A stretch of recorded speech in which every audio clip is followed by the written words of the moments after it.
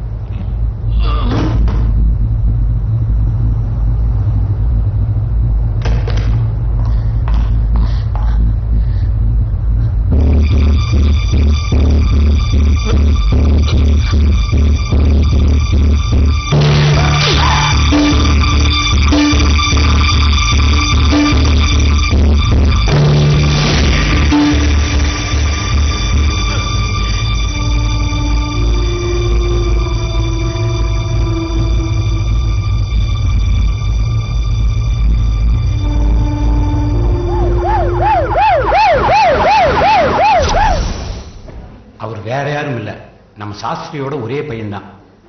நீங்க அவரை ஆஸ்பத்திரியில் கொண்டு வந்து சேர்த்து எப்படியோ அவருடைய லைஃபை சேவ் பண்ணிட்டீங்க. இப்ப அவரு கொடுக்கிற ஸ்டேட்மெண்ட்ல தான் உங்க லைஃபே அடங்கி இருக்குது. அப்பா கிட்ட சொல்லிடுங்க, எதா இருந்தாலும் அவரு பார்த்துப்பாரு. ஏமா ஒண்ணு வேணும்னு செய்ய இல்லை, தைரியமா இருக்குமா?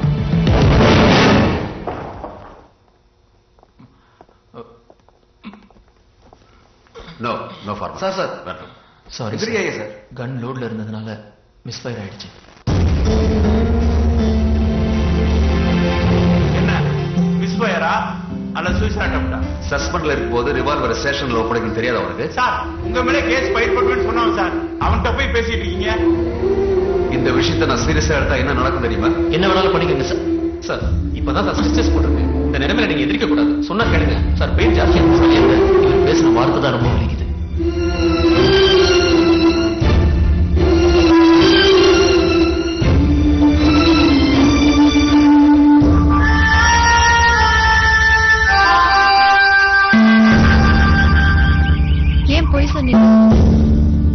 உனக்காக தான். எனக்காகவா?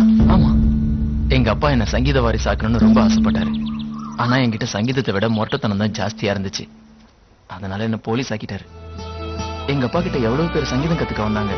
அவங்க எல்லாருமே அதை ஒரு பொழுதுபோக்கா தான் கத்துக்கிட்டாங்க. அதை நினைச்சு எங்க அப்பா ரொம்ப ஃபீல் பண்ணிட்டு இருந்தாரு. ஆனா நீ வந்ததுக்கு அப்புறம் தான் சங்கீதத்துக்கு ஒரு வாரிசு கிடைச்சதுன்னு ரொம்ப சந்தோஷப்பட்டாரு. என்ன சுட்டது நீ தானே தெரிஞ்சா உன் மேல இருக்கிற ஒரு நல்ல அபிப்பிராயம் கெட்டுருமோன்னு பயந்துதான் நான் இதை சொல்லல. அதெல்லாம் நீ ஒண்ணும் வேணும்னு பண்ணலையே. இது ஜஸ்ட் ஒரு ஆக்சிடென்ட் தானே. ஒரு நிமிஷம்.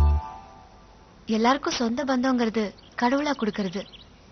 ஆனா நல்ல ஃப்ரெண்ட நாம தான் தேர்ந்தெடுக்கணும்னு அடிக்கடி எங்க அப்பா சொல்வாரு. அதுக்கு என்ன அர்த்தம்னு இப்பதான் எனக்கு புரியுது. So let us be friends.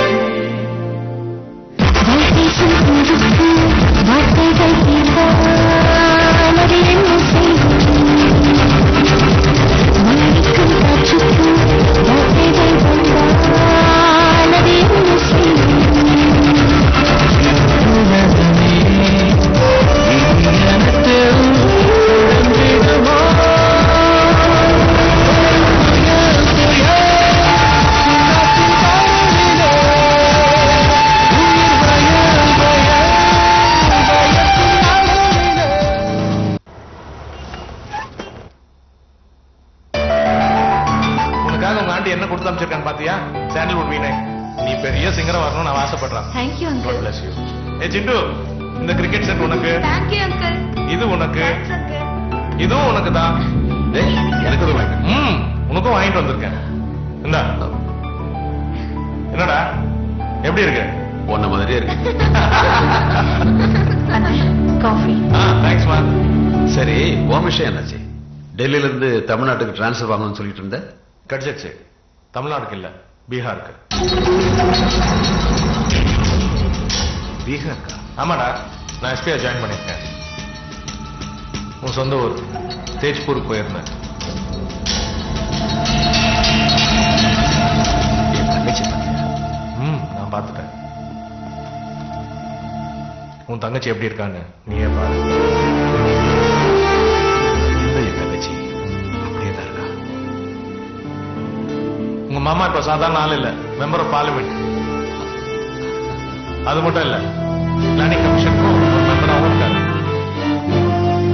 இது யார் தெரியுதா? உன் தங்கச்சி பையன்.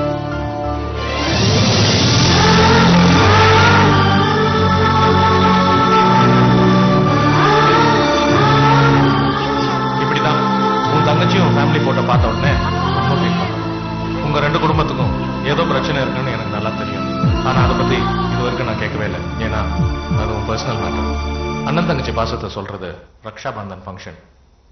அத உங்களை பார்த்து தான் நான் தெரிஞ்சுக்கிட்டேன். அது மட்டும் இல்ல, நீ உன் தங்கச்சிய உன் பொண்ணு மாதிரி பார்த்துக்கிட்ட. அப்படி இருக்கும்போது நீங்க எப்படி பிரிஞ்சீங்க? இத ஒரு ஃப்ரெண்டா நான் தெரிஞ்சுக்கலாமா? நாங்க சின்ன வயசுல திருடும் போது அவன் ரொம்ப தூரம் ஓடுவான். ஆனா அதே தூரத்தை கடைசி வரைக்கும் காப்பாற்றுவான்னு நினைக்கிறேன். எங்களோட கூட்டு குடும்பம். எங்க மாமா எப்பவும் இவதான் உன் புருஷன் தான் பொண்ணுகிட்ட அடிக்கடி சொல்லுவாங்க. மனுஷன் கொலை பண்ற ராட்சசங்களை இங்கதான் பாக்குறேன். நாங்க சம்பாதிச்சு வச்சிருந்த பணம், நகை எல்லாத்தையும் கொள்ளடிச்சுட்டாங்க. அதிர்ஷ்டவசமா நாங்க 4 பேர் மட்டும் பிடிச்சிட்டோம். இறந்து போன எங்க அப்பா அம்மாவுக்கு நடுவில் என் தங்கச்சி இருந்தா. அவ உயிரை எங்க அப்பா அம்மா காப்பாத்திட்டாங்க. எங்க மாமாவும் மாமா குழந்தைகளை புழைச்சுக்கிட்டாங்க. அதுல ஒரு சின்ன சந்தோஷம். இதெல்லாம் படிப்பறிவு இல்லாதனால தான் நடக்குதுன்னு நினைச்சேன். நான் நல்லா படிச்சதுனால எங்க மாமா இந்த ஊருக்கு அனுப்பி ஐபிஎஸ் படிக்க வச்சார். ஆனா எங்க மாமா பையன் அதே ஊர்ல பெரிய தாதாவாயிட்டான். அவங்க ஆளுங்கள யாராவது ஒருத்தனை கொண்டுட்டா அவர் அந்த கேங்கையே அழிச்சிருவாரு. எங்க மாமா ஆசைப்பட்டபடியே அவருடைய மகனுக்கு என் தங்கச்சியை நான் கல்யாணம் பண்ணி வச்சேன்.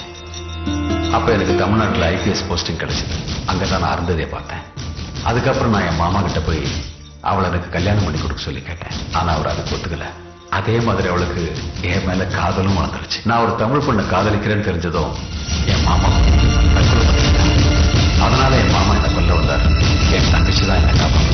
அதுக்கப்புறம் நானும் என் தங்கச்சி நிறுத்தரமா பிரிச்சிட்டோம். எங்களை பிரிச்சதுக்கு பதிலாக கொண்டு இருக்கலாம். கவலைப்படாதா, கண்டிப்பா நீயும் உன் தங்கச்சியும் ஒண்ணு சேருவீங்க. உங்க மாமா தான் தங்கச்சியோட ஆத்மா சாந்தி அடைய ஒவ்வொரு வருஷமும் இந்தியாவில் இருக்கிற புனித நதிக்கு போய் திதி கொடுக்கிறார். இந்த வருஷம் ராமேஸ்வரத்துக்கு திதி கொடுக்க வர. நீ ஃபேமிலியோட போ. கண்டிப்பா அவர் மனசு எல்லாத்தையும் மறந்துருப்பார். நான் பிரார்த்தனை பண்றேன்.